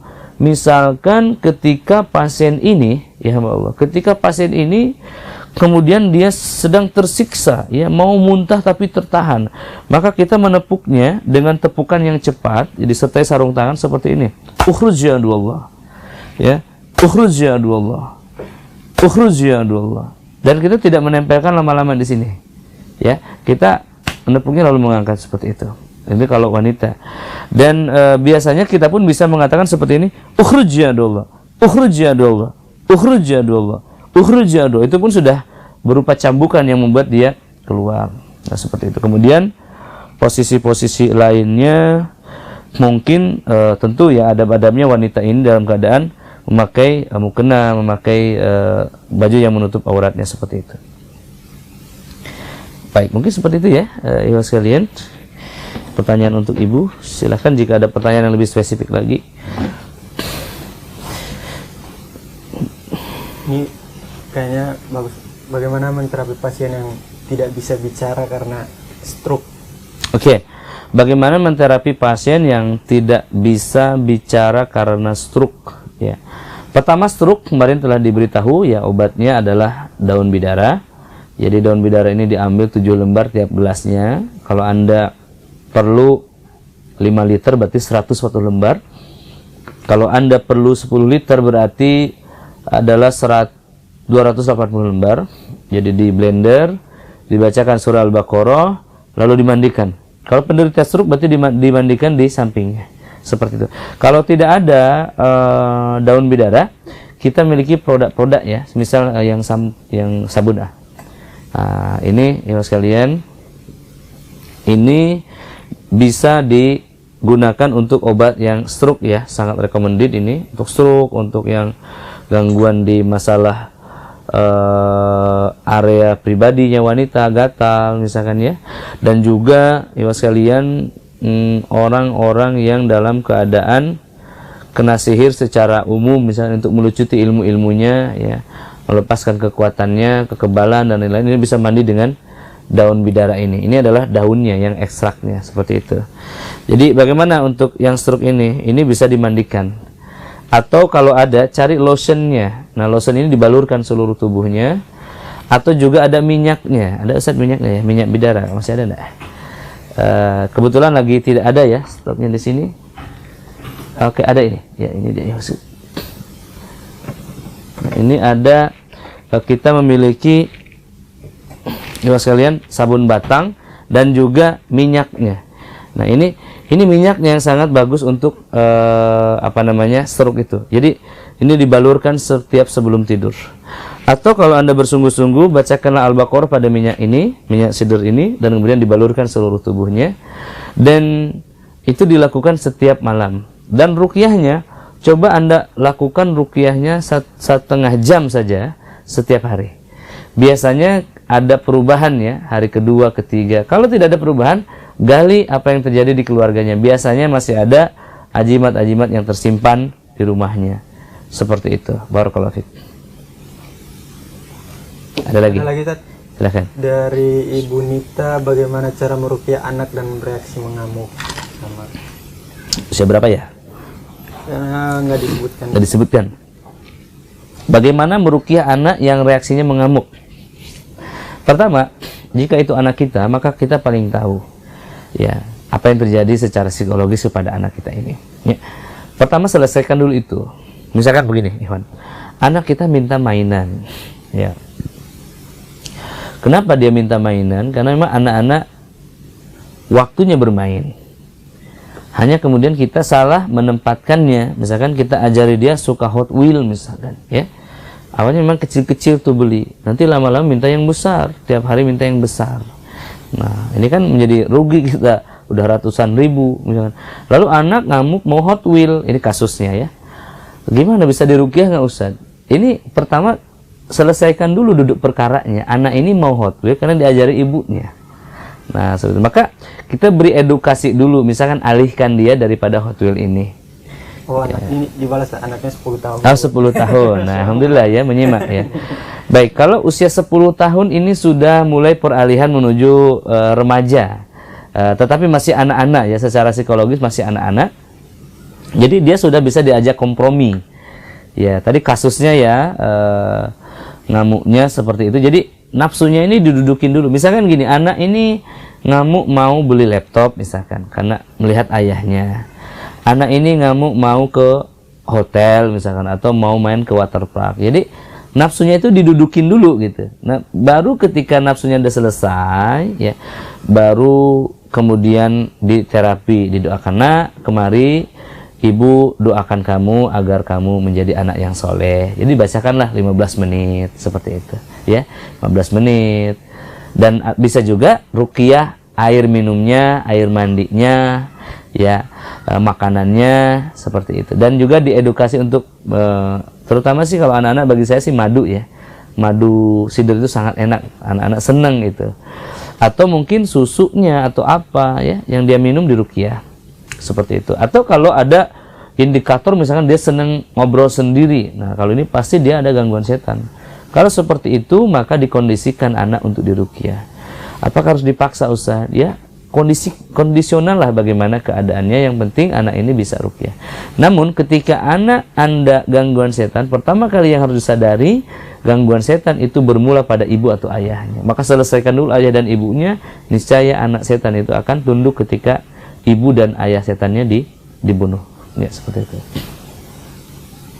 Ada lagi Ustaz, dari Ibu Hernawati, cara membedakan emosi yang memang karakternya pasien atau Memang setan. gangguan setan. Ini baru pertanyaan. Ya baik. Barakallahu fikum. Ini saya nunggu yang tadi dari tadi ini ya.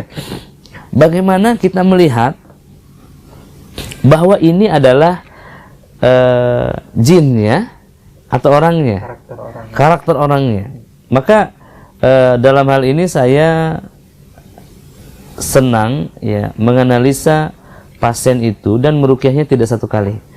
Maksudnya kita akan bisa mengenal karakter seseorang itu setelah beberapa kali proses terapi begitu Ustaz. Kita mengobrol, berbincang, maka kenalilah pasien Anda begitu. Caranya kenalilah pasien Anda agar Anda ini mengenal orangnya atau jinnya. Kalau misalkan pada pertemuan pertama bagaimana? Pada pertemuan pertama sifat manusia itu semua baik. Apalagi ketika dia bertemu orang yang dia butuhkan. Meskipun dia buruk, pasti pura-pura baik. Ya. Ketika misalkan kemudian dia mau ngamuk, berteriak, meludah, itu hal-hal buruk pasti dari setan. Ya, seperti itu. Maka caranya ketika dia pun buruk, berbuat baiklah kepada pasien kita. Jadi kalau kita berbuat baik kepada pasien kita, maka dia pun akan merespon dengan hal-hal yang baik, begitu. Jadi, kesimpulannya gimana Ustaz? Ini yang saya maksud itu inginnya apakah dari tatapannya dan lain-lainnya? Ya itu perlu jam terbang yang tinggi, pendalaman yang intinya kalau itu manusia dia berkedip secara normal ya, terus matanya tidak menyala, tidak mendelik begitu ya, kemudian tidak gemetar, dia santai, ringan, calm gitu. Kalau sudah aneh-aneh ya kita kondisikan dia sebagai setan. Allah. Ya seperti itu. Ini masih ada? Ustaz, masih. Ustaz, anak saya bentol-bentol tapi pindah-pindah diiringi demam. Boleh minta sarannya? Bentol-bentol pindah-pindah diiringi demam. Baik. Ya pertama untuk bentol-bentolnya saya sangat sarankan ini minyak gaharu. Ya, minyak gaharu baik dioleskan ataupun gaharu yang dibakar. Ini sangat bagus sekali untuk mengobati bentol-bentol ya. Kemudian untuk yang lainnya bisa juga dimandikan daun bidara ya. Atau kalau ingin yang lebih halus lagi minyak zaitun. Itu juga boleh. Tapi syaratnya memang Anda ruqyah dulu seperti itu untuk bentol-bentol yang pindah-pindah. Ya kalau memang bentolnya seperti bisul dan lainnya itu berhubungan dengan darah ya.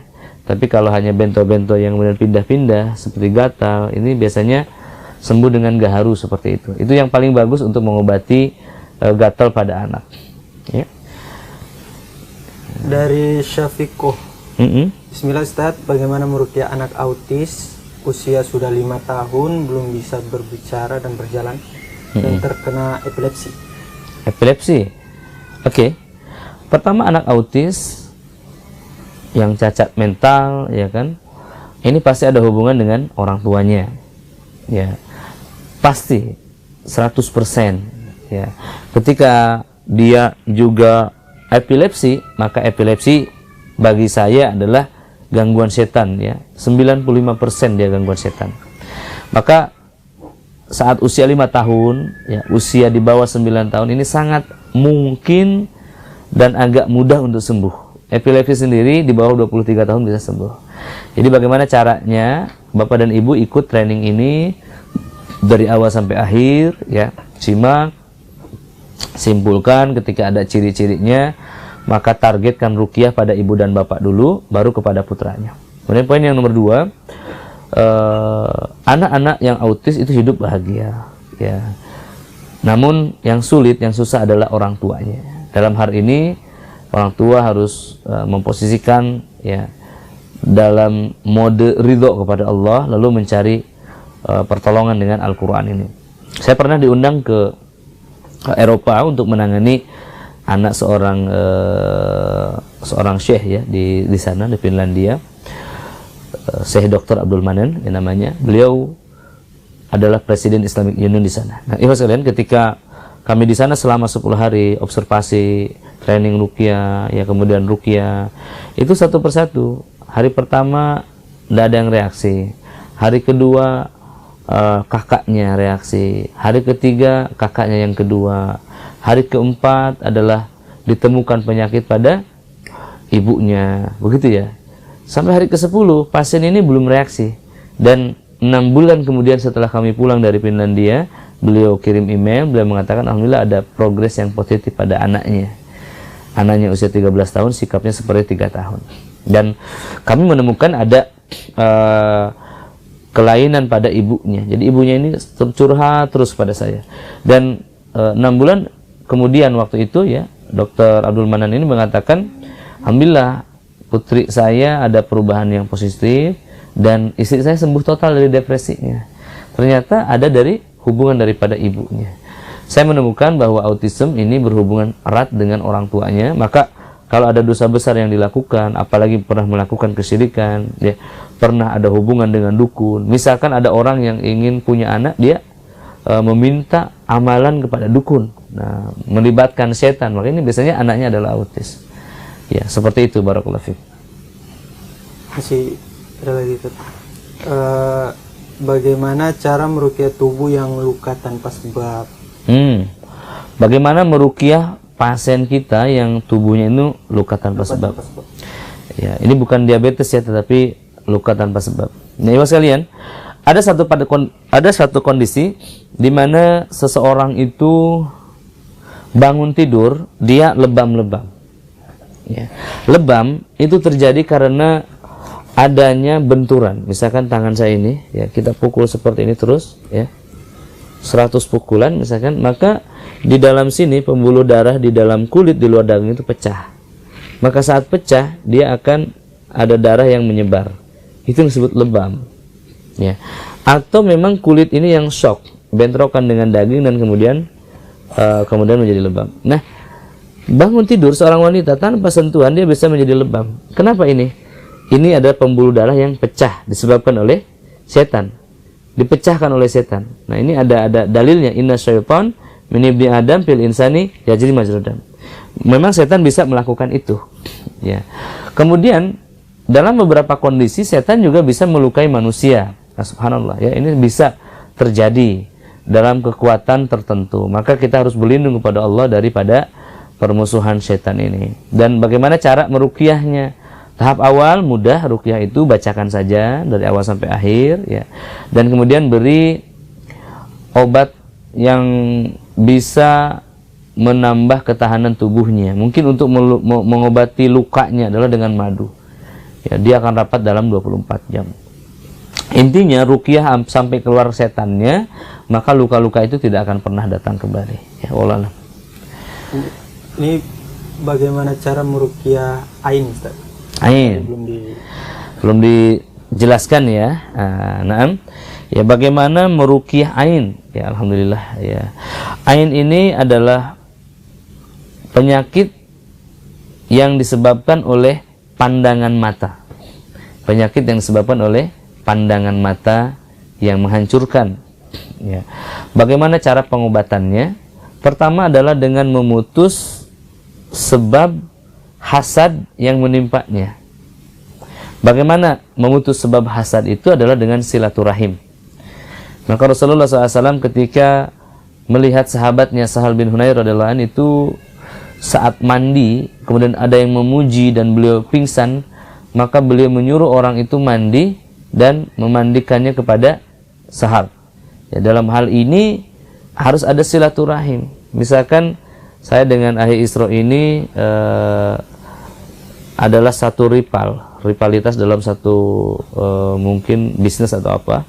Kemudian saya menatapnya dan dia jatuh, maka Ahli Isra harus bersilaturahim kepada saya sebagai pelaku ainnya. Memang harus korban ain harus mencari pelaku ainnya dan kemudian islah di situ. Apakah minta maaf? Ya, bukan minta maaf sebetulnya, menjelaskan silaturahim. Karena dengan komunikasi ini baru kemudian akan terurai begitu. Nah, kemudian baru dia meminta doa dan mengambil air wudhunya. Jadi saya berwudhu dimandikan kepada Isra ini. Atau juga dengan mandi junub dan bekas mandi junubnya ini dimandikan. bukan diminum ya, tapi dimandikan. Nah, seperti itu ikhwas sekalian. Untuk ain itu yang pertama. Kemudian bagaimana kalau tidak ditemukan? Cari, ya, cari sampai dapat. Ya, ini adalah kesulitannya, ini ujiannya. Kalau misalkan tidak ditemukan sama sekali, ain itu terjadi karena tatapan. Jadi karena adanya tatapan seperti ini, jadi diingat-ingat dalam 24 jam dalam seminggu ini bertemu dengan siapa. Biasanya dalam hari yang sama. Ada satu kisah orang yang kena ain ini di rumah sakit. Jadi saat beliau melahirkan, dikunjungi ada 80 wanita hari itu.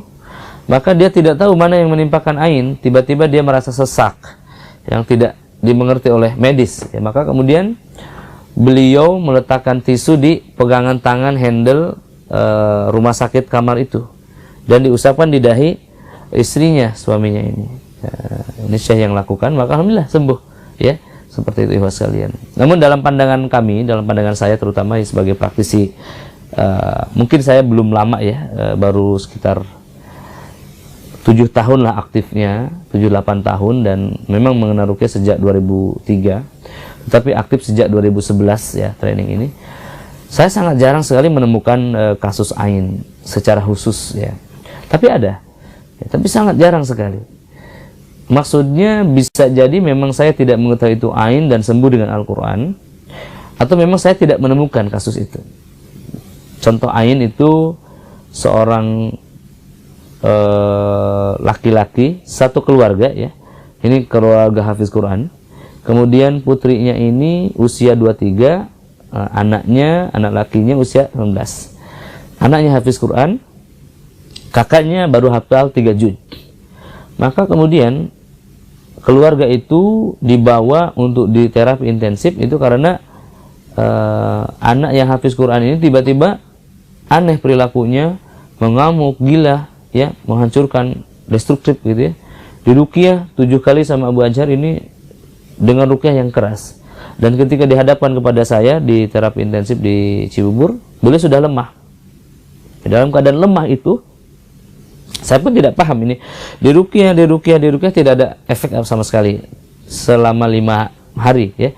Kemudian hari ke-6 ini saya penasaran, ya dipisahkanlah ayah dan ibunya ini, dibiarkan anaknya ini berdua. Kemudian kita ngobrol, ada apa deh, apa yang bisa saya bantu begitu ya. Kemudian saya nanya kepada adiknya, ini tidak nyambung. Ketika saya nanya ke kakaknya yang perempuan tadi, maka dia mengatakan, aku cemburu Ustaz. Nah, cemburu kepada siapa? Cemburu kepada adikku ini. Apa cemburunya? Dia dulu masuk ke sekolah pondok Quran, aku tidak lulus sehingga aku masuk ke sekolah umum. Sehingga dia sudah habis Quran, aku belum. Sebenarnya kamu ini bukan cemburu tapi hasad, dan ini menimbulkan ain sehingga merusak adik kamu ini. Maka dia mengatakan, aku tidak cemburu. Kamu cemburu, kamu dengki ini. Karena kalau kecemburuan itu hanya akan mendorong kamu untuk menyesuaikan kepada dia. Tapi kalau hasad ini memang menimbulkan luka seperti ini. Maka kemudian saya suruh beliau untuk mandi, berwudu ya. Dan beliau ini tidak berkenan. Maka saya minta coba dua-duanya berwudu di tempat yang sama. Jadi sediakan baskom. Ini kakaknya berwudu, adanya pun berwudu. Ini saya suruh dia berwudu di kamarnya. Saya sholat waktu itu karena memang asyar.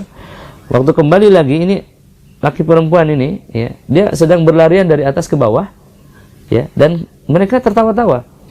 Saya mengatakan, kalian sudah mandi? Dia bilang, belum, kami baru berwudu Ustaz. Dan saya melihat pada wajah perempuan ini yang tadi ada mata hitam di sini, tidak ada lagi. Dan dia sembuh sampai putranya ini bahkan ya, dia, saya katakan, kamu jangan dulu pulang, coba kamu mengabdi dulu di tahfidz Quran di kota wisata ini. Selama 2 bulan saya lihat dia lewat ke masjid, ngobrol, dan 3 bulan kemudian kami ketemu lagi di Tower ISQ Jakarta, dan dia dalam keadaan sehat sempurna.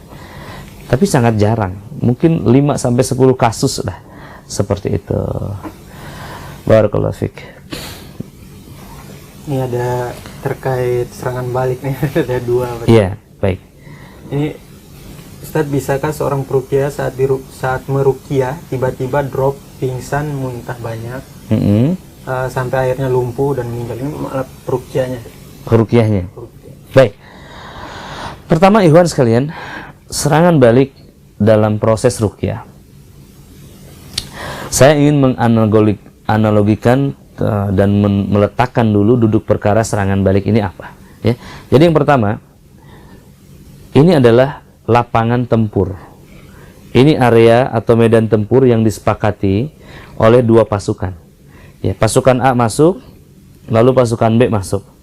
Mereka bersepakat untuk bertempur dan bertempurlah mereka ya sepanjang hari. Ya, sore hari mereka gencatan senjata. Ya, pasukan A di tenda, pasukan B di tenda. Malam hari pasukan A menyerang pasukan B. Di luar medan tempur. Ini yang disebut serangan balik. Kemudian pasukan B menyerang balik ke A di sisi lain. Ini adalah serangan balik. Jadi serangan balik itu adalah proses penyerangan tanpa konfirmasi di luar medan pertempuran. Tetapi kalau terjadi dalam medan pertempuran, ini bukan serangan balik, tetapi pertempuran. Nah, hamba Allah, ketika kita mendeklarasikan diri sebagai peruqyah, tentu kita telah siap untuk menyerang setan-setan itu, setan mana saja yang menyerang siapa saja di antara kaum muslimin. Dan ketika kita diserang balik oleh setan itu, namanya bukan serangan balik, tetapi memang pertempuran. Maknanya kita harus siap siaga dengan benteng gaib, dengan Al-Kahfi, Al-Baqarah, 3 Qul, ayat kursi, senantiasa memohon perlindungan Allah, meninggalkan maksiat dan lain-lainnya. Oke. Nah, seperti itu. Kalau begitu Ustaz, jangan jadi peruqyah, karena peruqyah diserang balik, atau peruqyah harus bertempur terus-menerus.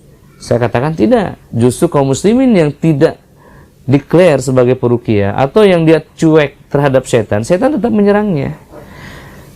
Dan seluruh permukaan bumi ini adalah tempat bertempur. Jadi, kalau peruqyah mengatakan misalkan habis ngeruqyah, begini nih, kita habis ruqyah, salaman, dapat amplop, lalu pulang, lalu dikatakan itu tidak ada pertempuran lagi. Lalu dikatakan tempur hari ini sudah selesai. Tidak, ya. Pertempuran itu terus-menerus, siang dan malam, baik saat meruqyah ataupun saat tidak diruqyah. Lalu pada kasusnya, apakah memungkinkan seorang yang meruqyah, habis meruqyah dia kemudian drop, lalu muntah darah dan wafat? Hamba Allah, saat perang Uhud, saat perang Badar, itu ada korban, ya. Ada orang-orang yang wafat dan itu syahid.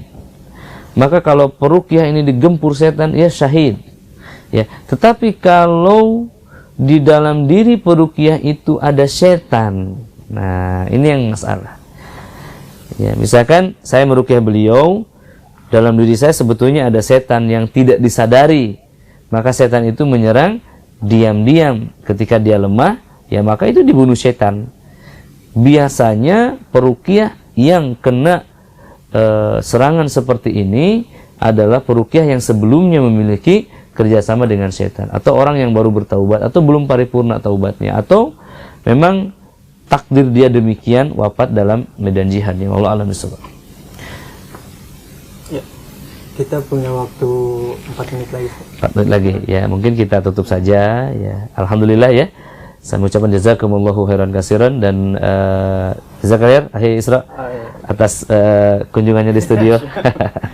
Mudah-mudahan jadi jariah buat antum, ya.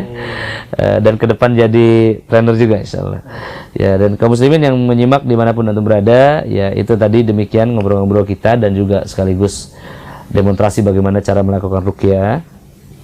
Dan live ini disiarkan dari Rehabati Studio 1, ya, dan kita masih akan ada lanjutan habis asyar nanti, insya Allah ruqyah mandiri holistik sebagai sesi akhir kita hari ini. Kita juga nanti akan memberikan beberapa tips ruqyah mandiri dan juga ada tanya jawab kembali, ya. Barakallahu fi ahlikum wa malikum wa amalikum. Wassalamualaikum warahmatullahi wabarakatuh.